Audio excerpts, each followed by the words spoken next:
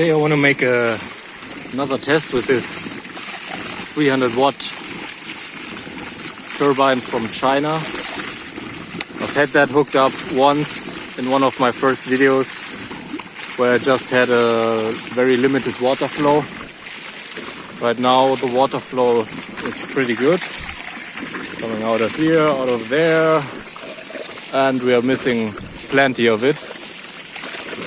So we'll turn off this pipe right now to fill it up, and in the meantime I'll set it all up. I've got my turbine, grid rectifier, and I first will measure the free spinning voltage to not damage my charge controller if it's too high. And if the voltage is below 150 volts, I can hook it up to the house and see what power I can generate. 10 minutes later, the pipe should have filled up.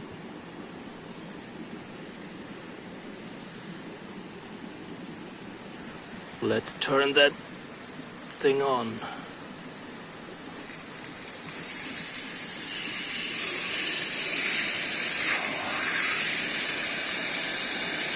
See some leakage there.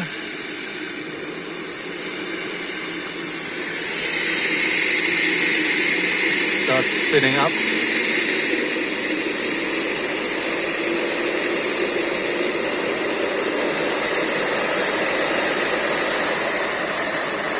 Big leakage. Oh yeah. Wow. We are really getting 220 volts. Crazy. That's unexpected.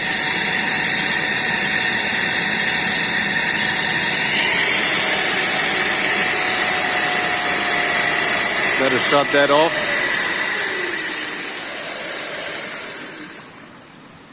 And I first gotta fix that leakage there, otherwise my motor will be wet in no time.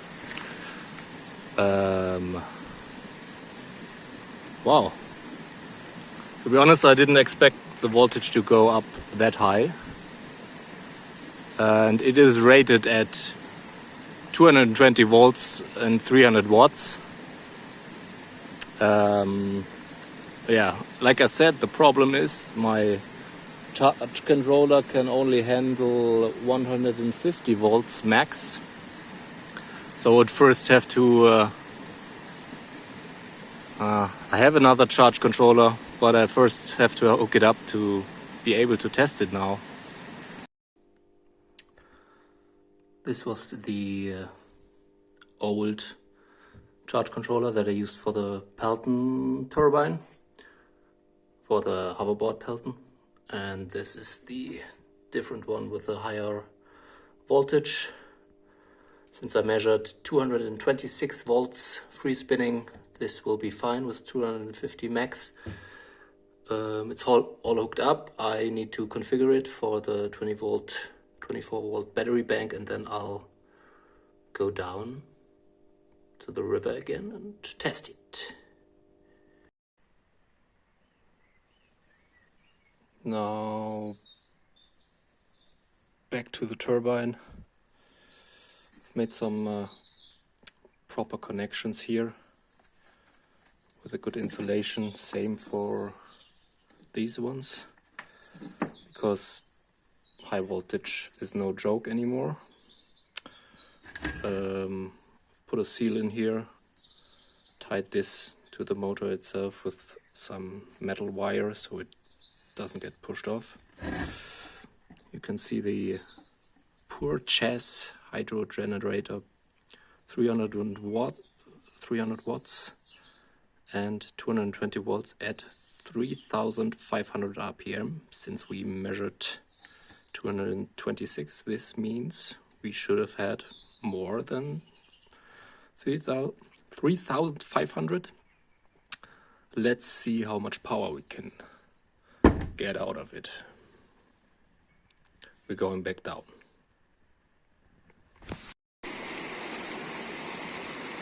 So we're back down, everything's hooked up. Let's turn it on and see what voltage we are getting here.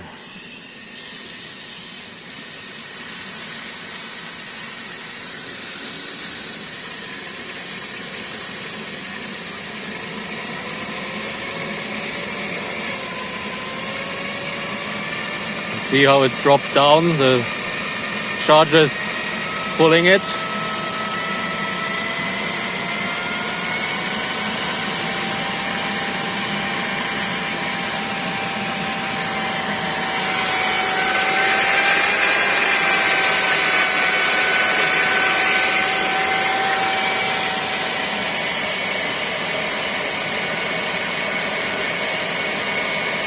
I'll leave it running for a few minutes and then I'll check it in the Victron app and show you the results. Okay, we are back in the house. We see some results for this charger.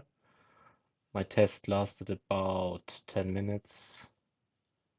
Since I already noticed some power dropping and reduction of speed of the turbine, so it wouldn't have made any sense to leave it running for a longer period of time. This was a 9mm nozzle. I measured the inner diameter of this turbine, which is 9mm. I don't know the exact flow rate, but it was decent, I would say. For me, this test is only about comparing this turbine to the hoverboard turbine, and we already see that this one is worse. So we topped at 95 volts and a power of only 46 watts. And with this flow rate and a 9mm nozzle, the hoverboard turbine in the dual setup would have probably made 200, I guess. I'm not sure, but definitely much more than this one. It's not a big surprise that it performs so bad because the shape of the shovels is far from optimal. The motor is very small, and if this would reach 300 watts, it would probably get too hot with that small size, I would guess. So this test shows me that that it's not gonna be worth making more tests with this, and either stick to the hoverboard Pelton concept or next check out a washing machine motor, but that will be something for the future. All right, thanks for watching. Bye bye.